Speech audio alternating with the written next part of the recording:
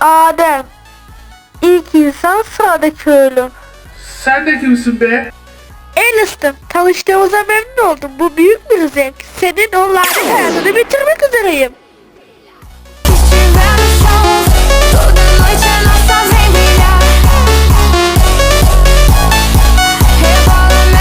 Ölümlü bir ruh benimle boy ölçüşemez Atanrı Efendi.